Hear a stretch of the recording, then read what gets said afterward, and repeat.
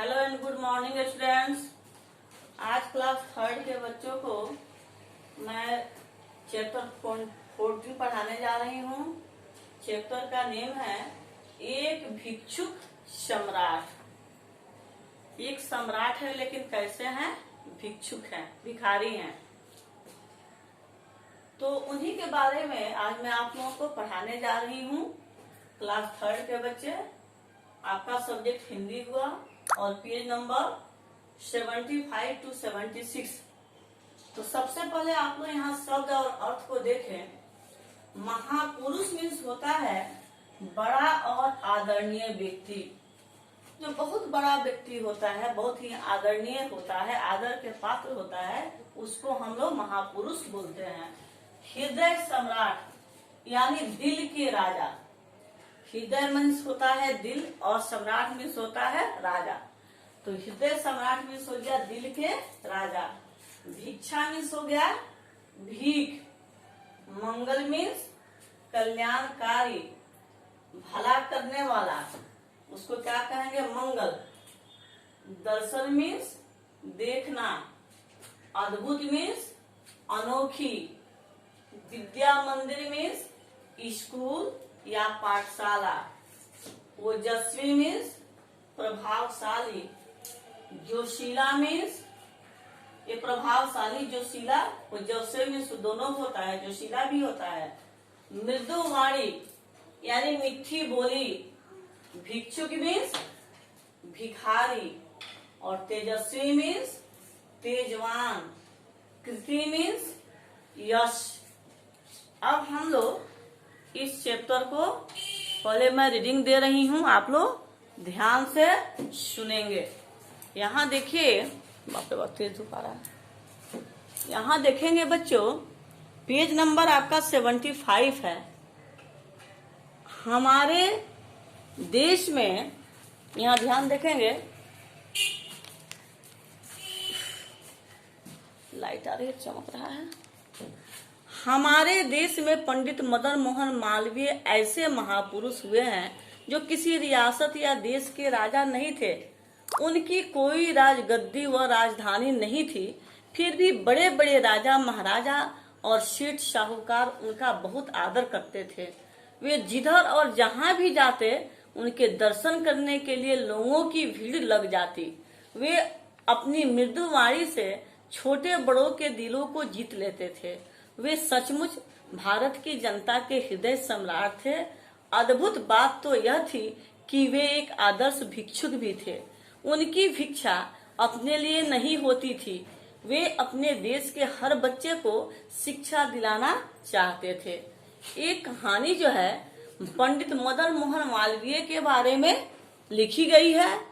वो रियासत के राजा नहीं थे, बहुत बड़े राजा नहीं थे और उनकी कोई राजधानी या राजगद्दी भी नहीं थी, फिर भी बड़े बड़े महाराजा और सेठ साहूकार उनका बहुत आदर करते थे। क्यों आदर करते थे? कि वे जो है हृदय के सम्राट थे, यानी जनता के हृदय सम्राट थे। वे जो भी बोलते थे, उनकी वाणी से लोग बहुत ही प्रसन्न होते थे।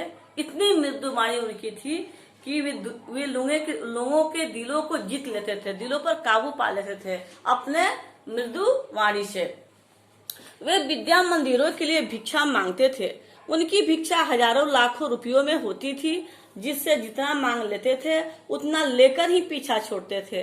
गांधी जी उनको पंडित जी कहकर पुकारते थे और सच्चा हिंदू मानते थे। वे भिख किसके लिए मांगते थे? तो विद्या मंदिरों के लिए, यानी स्कूल कॉलेज बनवाने के लिए मांगते थे। और उनकी भिक्षा हजारों लाखों में होती थी और यहाँ तक कि जिससे जितना मांग लेते थे लोग उनको देते थे और वे बिना लिए पीछा भी नहीं छोड़ते थे। एक बार की बात है, मालवीय जी को बनारस के काशी विद्यापीठ और हिंदू विश्वविद्यालय को बनवाने के लिए करोड़ों रुपयों की जरूरत थी। उन्होंने कश्मीर के महाराजा को 10 लाख रुपये दान देने के लिए पत्र लिखा। महाराजा ने इतने रुपये देने में असमर्थता जताई। मालवीय जी भी कच्चे भिक्षुक न थे। उनको मालूम था कि महाराजा रक्षाबंधन के दिन सबसे पहले राखी बांधने वाले ब्राह्मण को मुंह मांगा दान देते हैं। यहाँ है, एक बार की बात है, मालवीय जी बनारस के काशी विद्यापीठ और हिंदू विश्वविद्यालय को बनवाने के लिए सोचे, तो उसको बनवाने के लिए करोड़ों रुपए की जरूरत थी। तो उस समय वे कश्मीर के जो महाराजा थे उनसे वे 10 लाख रुपए की मांग किए। पत्र में लिखा कि मुझे 10 लाख रुपए चाहिए ये बनारस के काशी विद्यापीठ को बनवाने के लिए। तो इतने रुपये देने में कश्मीर के जो महाराजा थे वे असमर्थता प्रकट किए कि इतना रुपया मैं नहीं दे पाऊंगा। तो क्या हुआ कि रक्षाबंधन के दिन सबसे पहले इनको मालूम हुआ कि महाराज रक्षाबंधन के दिन जो उनको राखी बांधता है उनको मुंह मांगा इनाम देते हैं।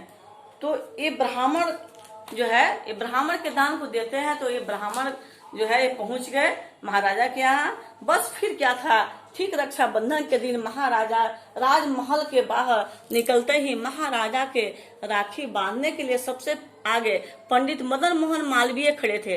तेजस्वी चेहरे और संस्कृत के शुद्ध मंगल श्लोकों को सुनकर महाराजा ने उनको पहचान लिया।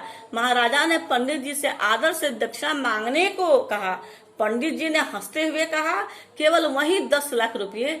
महाराजा ने तब प्रसन्नता से उन्हें 10 लाख रुपये की भिक्षा देने में देर नहीं लगाई। अब देखिए, वे रक्षाबंधन के दिन मदन मोहन मालवीय जी महाराजा के दरबार में पहुंचे और सबसे पहले उन्होंने पंडित मदन मोहन मालवीय जो है सबसे पहले महाराजा को राखी बांधे और राखी बांधते समय वे शुद्ध श्लोकों का मंत्रोच्चारण किए, जिसको सुन करके महाराजा ने उनको पहचान लिया। फिर महाराजा ने उसको आदर से दक्षिणा मांगने के लिए कहा। तो पंडित जी हंसते हुए कहे कि केवल वही 10 लाख रुपये मुझे चाहिए जिसको मैंने आपसे मांगा था।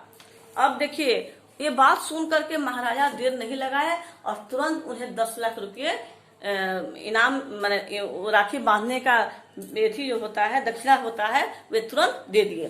पंडित जी द्वारा बनारस में स्थापित बनारस हिंदू विश्वविद्यालय आज संसार में उनके यश को फैला रहा है। बनारस हिंदू विश्वविद्यालय के लिए पंडित जी के आदेश पर काशी नरेश ने लगभग 1300 एकड़ भूमि तथा लाखों रुपये दिए थे। आज यह विश्वविद्यालय लगभग 16 वर्ग किलोमीटर क्षेत्र में फैला हुआ है। जो वहां जाता है उस शांत वातावरण में खो जाता है। देश विदेश के छात्र वहां पढ़ने आते हैं।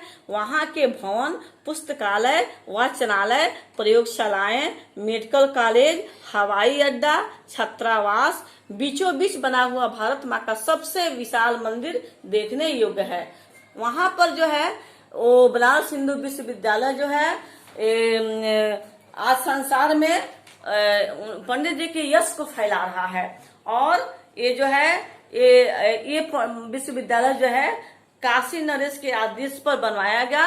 काशी नरेश ने 1300 एकड़ भूमि तथा लाखों रुपये दिए थे दान। इस विश्वविद्यालय के लिए कितने जमीन दिए थे? 1300 एकड़ और लाखों रुपये दिए थे। आज यह विश्वविद्यालय जो है लगभग 16 वर्ग किलोमीटर क्षेत्र में फैला है, थोड़ा बड़ा नहीं, 16 वर्ग किलोमीटर में यह फैला हुआ है कॉलेज ये विश्वविद्यालय। अब देखिए, वहां पर इसके साथ साथ देश विदेश के छात्र भी, बहुत दूर दूर के छात्र वहां पढ़ने के लिए पहुंचते हैं। वहां पर भवन जो है बहुत ही सुंदर है काशी विश्वविद्यालय का। वहां पे पुस्तकालय भी है, वाचनालय भी है, प्रयोगशालाएं भी है, मेडिकल कॉलेज भी है, हवाई अड्डा भी है, छात्रावास भी है। ये सब बीचों बीच बना हुआ भारत माँ का सबसे विशाल मंदिर देखने योग्य है। वहाँ सब कुछ है। उस विश्वविद्यालय के पास में सब कुछ बना हुआ है बहुत ही सुंदर ढंग से, सुंदर रूप से। पंडित जी पहले ऐसे व्यक्ति थे जिन्होंने हिंदी हिंदू हिंदुस्तान का नारा लगाकर अंग्रेजों को कंपा दिया था। ऐसे उन दिनों हिंदी, संस्कृत और अंग्रेजी में उनके समान मधुर और ओजस्वी भाषण देने वाला कोई दूसरा नहीं था।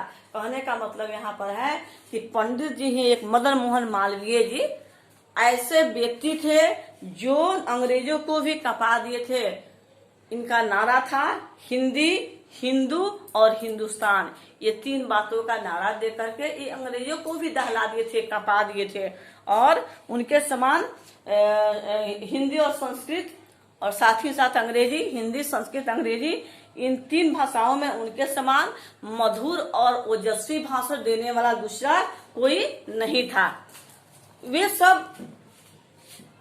सब बातें उस अद्भुत भिक्षुक सम्राट के त्याग और तपस्या की अमर कहानी कहता है, जो अब सशरीर हमारे बीच नहीं है, किंतु उसकी कृति संसार भर में फैली हुई है। यह अद्भुत भिक्षुक सम्राट के त्याग और तपस्या की अमर कहानी कहती है। ये जितनी भी बातें बताई गई है उस सम्राट के बारे में ये सारी कहानी है। ये अद्भुत कहानी है किसकी? एक भिक्षुक सम्राट की। और ये जो है आज हमारे बीच नहीं है, किंतु उनकी कृति जो है संसार भर में फैली हुई है। जो महान होते हैं अपनी कृति को फैला करके, अपने यश को फैला करके इस दुनिया से जाते हैं, वे अपनी कृति को अमर कर देते हैं। दुनिया में आने जाने का चक्र जो है ये तो हमेशा रहेगा ही, लेकिन जीवन उन्हीं का धन्य माना जाता है जो मरते मरते इस देश के लिए कुछ कर जाते हैं, यानी अपने नाम को अमर कर जाते हैं। तो बच्चों, मैं उम्मीद करती हूँ कि आप लोग कहानी समझ गए होंगे। अब इसके प्रश्नोत्तर को आप लोग पीडीएफ में देखेंगे और उसे लिखेंगे, याद भी करेंगे साथ साथ। फिर नेक्स्ट चैप्टर के साथ हम लोग मिलेंगे। तब तक के लिए धन्यवाद स्टूडेंट्स। Bye bye.